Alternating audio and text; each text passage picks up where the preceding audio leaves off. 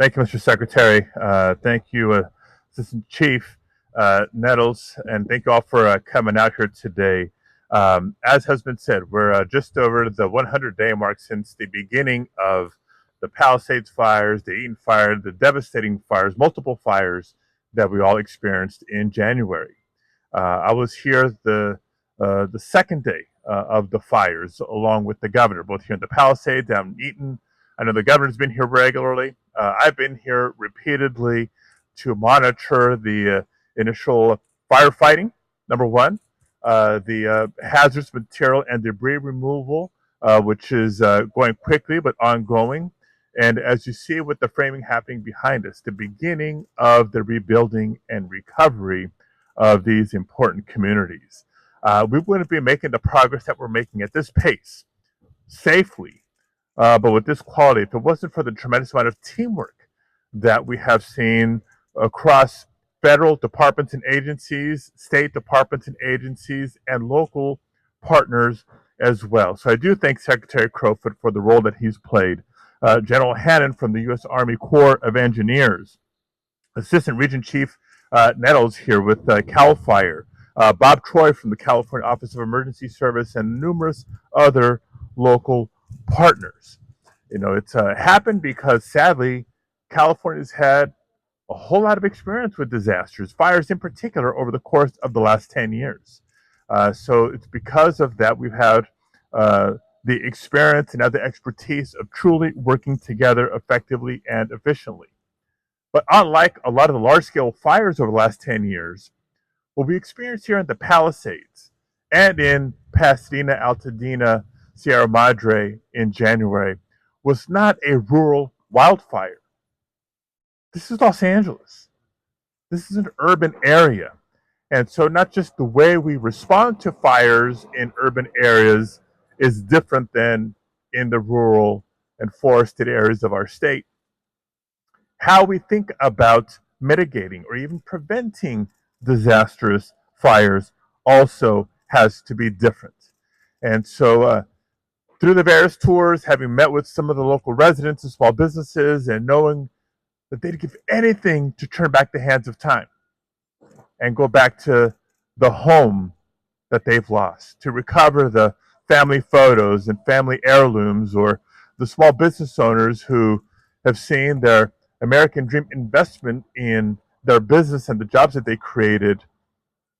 That was my inspiration for convening colleagues on both sides of the aisle, Democrats and Republicans, from the Western United States, because California is not alone in experiencing the changing climate and the changing weather patterns that are leading to more frequent and more devastating wildfires.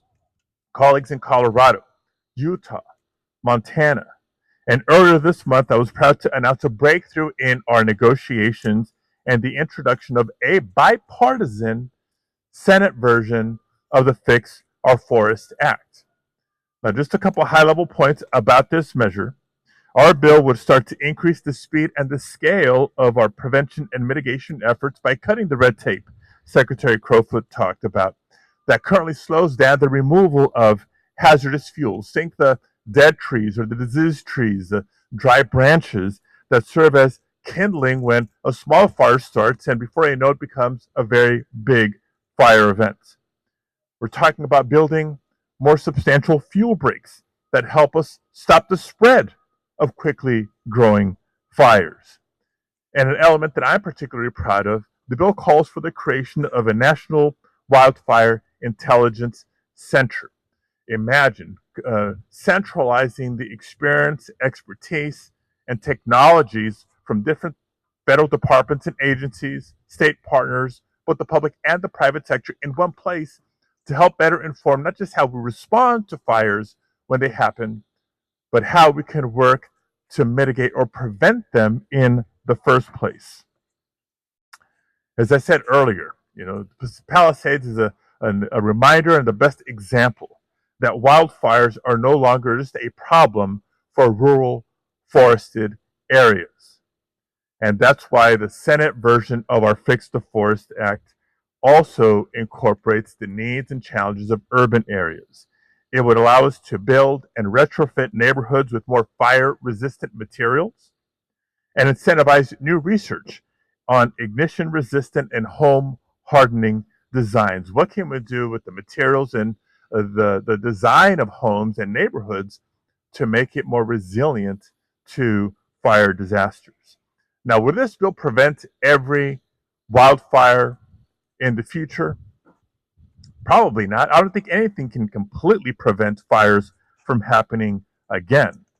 But again, we can contain the damage, the loss of life and property, and frankly, even if it's just one community that is spared the devastation because of this bill, then our efforts would have been worth it. And finally, on another very, very important note, we're here in the great state of California. We pride ourselves in being leaders when it comes to tackling the climate crisis and reducing emissions. So, an important data point in the year 2020, wildfires in 2020 alone emitted enough emissions to wipe out nearly 20 years of California's emissions reduction progress. So, if we are truly committed and genuine to tackling climate, reducing emissions sustainably, then we must also make progress on how we address the challenges of wildfires so that the emissions that we're reducing are truly sustainable emission reductions and not just offsets to the emissions when fires do occur. And finally, you all know just as well as I do that we're in a very intense, bitter, and divisive political climate. So if in the middle of this political climate that we find ourselves in, we can find a bipartisan solution that can both fight deadly wildfires and prevent future emissions, this is a huge opportunity that we can't afford to waste. So thank you all again for being here. And at this point, we'll open it up to any questions.